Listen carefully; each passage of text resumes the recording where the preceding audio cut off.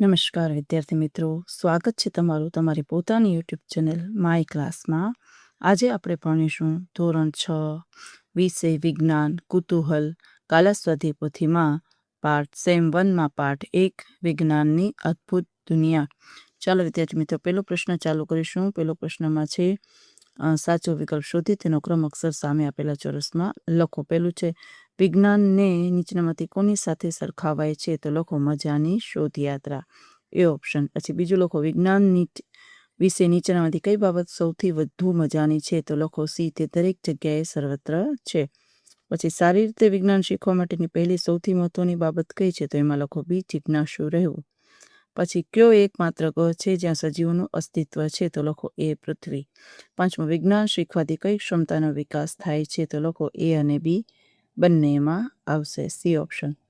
છઠ્ઠું, એમાં આવશે ડી ઓપ્શન.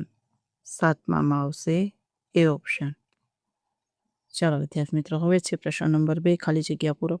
પહેલી ખાલી જગ્યામાં વિજ્ઞાન, બીજીમાં જીન્સો પઝલ, ત્રીજીમાં સીધો શોધો, નવી શોધો, અને ચોથીમાં આવશે જિજ્ઞાસા પ્રવૃત્તિ, અને પછી પતંગિયા. પ્રશ્ન નંબર 3 છે આપણે ખોરાક શા માટે ખાઈએ છીએ? તો કે શરીરની વૃદ્ધિ માટે. પછી રેશમના કીડાની કઈ અવસ્થામાંથી છેવટે સુંદર પતંગિયામાં રૂપાંતર થાય? તો કે ઈયળ. પછી આપણે આપણું અસ્તિત્વ ટકાવી રાખવા માટે ખોરાક ઉપરાંત બીજી શાની જરૂર પડે છે? તો કે પાણી. ચોથું, કોઈ વ્યક્તિ વૈજ્ઞાનિક પદ્ધતિને અનુસરીને સમસ્યાઓ ઉકેલે શોધો કરે તે વ્યક્તિને શું કહેવાય? તો કે વૈજ્ઞાનિક. ચાલો હવે પ્રશ્ન નંબર 4 છે ખરા ખોટા વિધાનો. એમાં પહેલું સાચું, બીજું સાચું, ત્રીજું ખોટું અને ચોથું સાચું. ચાલો હવે એક વાક્યમાં સવાલ જવાબ છે. પ્રશ્ન છે વિજ્ઞાન એટલે શું? તો લખો વિજ્ઞાન એ આપણે જે દુનિયામાં રહીએ છીએ તેને સમજવા અને એ આ બ્રહ્માંડના રહસ્યોને ઉજાગર કરવા માટે વિચારવાળું અવલોકન કરવાની અને કાર્ય કરવાની એક રીત છે.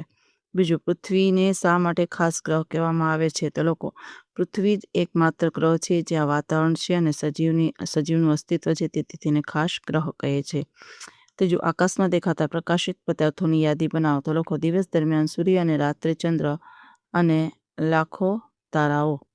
ચોથું, વ્યાખ્યા વૈજ્ઞાનિક પદ્ધતિ. તો લખો વૈજ્ઞાનિક પદ્ધતિ પ્રશ્નોની તપાસ કરવાની પ્રક્રિયા છે જેમાં અવલોકન કરવું, અનુશાસન કરવું, પ્રયોગ કરવો અને નિષ્કર્ષ કાઢવાની સમાવેશ પણ થાય છે. હવે છઠ્ઠો પ્રશ્ન, ટૂંકમાં ઉત્તર આપો. તો લખો એમાં પહેલું, આપણે જાતે જ આપણા પ્રશ્નોના ઉત્તરો શોધવાનો પ્રયાસ કેવી રીતે કરી શકીએ? તો લખો આપણા પૃથ્વીના લખો જવાબ, આપણા પ્રશ્નોના આપણે જાતે જ ઉત્તર વૈજ્ઞાનિક પદ્ધતિના ઉપયોગ કરીને શોધી શકીએ છીએ. આમ કરવામાં આપણા અવલોકન, વિચાર અને પ્રયોગ આપણને મદદ કરે છે. બીજું, એક સમજદાર વ્યક્તિ બનવા માટે તમારે શા માટે એવું પૂછનાર બનવું જરૂરી છે? સમજાવો. તો લખો જિજ્ઞાસુ અને જિજ્ઞાસુ મન ધરાવતું સમજદાર વ્યક્તિ હંમેશા પ્રશ્નો પૂછે છે કે તેનું વિવેચનાત્મક અને વિશ્લેષણાત્મક મન દર્શાવે છે. તે તેમના જાતે પ્રશ્નોનો ઉત્તર મેળવવા પ્રયત્ન કરે છે અને જ્ઞાન દર્શાવે છે. તેની સમજદાર વ્યક્તિ બનવામાં આપણે શા માટે એવું પૂછનાર વ્યક્તિ આવું જરૂરી છે? ત્રીજું, વિજ્ઞાનનો અભ્યાસ કરવાનો હેતુ શું છે? તો લખો વિજ્ઞાન વિષયનો અભ્યાસ કરવાનો હેતુ વિચારવાનું, અવલોકન કરવાનો, પ્રશ્ન પૂછવાની, વસ્તુ કેવી રીતે કામ કરે છે તે સમજવાની, પ્રયુક્તિ, પુરાવા સાથે કથ્યનો તપાસ કરવાનો જેવા કૌશલ્યોનો વિકાસ કરવાનો છે. ચાલો લખો ચોથો પ્રશ્ન, આપણે કેવી રીતે કહી શકીએ કે વિજ્ઞાન દરેક જગ્યાએ સર્વત્ર છે? તો લખો વાત રેતી નાનકડાના અભ્યાસનો હોય કે મોટા પર્વતોની, ઘાસના નાના તણખલાની હોય, મોટા જંગલની, એમાં હંમેશા કંઈક નવી અને રોમાંચક જાળવવાનો હોય છે. મહાસાગર ઊંડાઈથી લઈને અવકાશની વિશાળતા રણ સુધી, દરિયા કાંઠા સુધી હંમેશા કંઈક શોધવાનો હોય છે. રસોડામાં રાંધવાથી લઈને બ્રહ્માંડ સુધી વિજ્ઞાનની કેટલીક શોધ, અમૂલ્ય અભૂતપૂર્વ શોધ ઘણીવાર આવી અકલ્પનીય જગ્યાઓ પર થઈ શકે છે. જ્યારે પણ કંઈ સુધી શક્ય હોય ત્યારે વિજ્ઞાન ત્યાં હોય છે. તેથી આપણે કહી શકીએ કે વિજ્ઞાન દરેક જગ્યાએ છે. પછી છે આપેલ આકૃતિને ઓળખો ને તે કોનામાં રૂપાંતર થાય છે? તો લખો આ આકૃતિ ઈયળ કોશેટોપિલર તે સુંદર પતંગિયામાં રૂપાંતર થાય છે. પછી લોકો બીજી આકૃતિ છે એ છોડમાં વિકસિત થાય છે, ને આકૃતિ એ અને આકૃતિ બીમાં વૃદ્ધિ સામાન્ય પ્રક્રિયા છે. ચાલો હવે પ્રશ્ન નંબર 6. વૈજ્ઞાનિકો ઘણીવાર જૂથોમાં સાથે મળીને કેમ કામ કરે છે? તો લોકો વૈજ્ઞાનિકો ઘણીવાર જૂથમાં સાથે મળીને કામ કરે છે, જેથી વિવિધ વિચારો અને કૌશલ્યોનો લાભ મળે અને શોધોને વધુ અસરકારક અને ઉપયોગી બનાવી શકાય. હવે છે ટીમવર્ક. તેમને જટિલ સમસ્યાઓને વધુને કાર્યક્ષમતાથી કરવા અને પ્રભાવશાળી પ્રાણી મેળવવા માટે સક્ષમ બનાવે છે.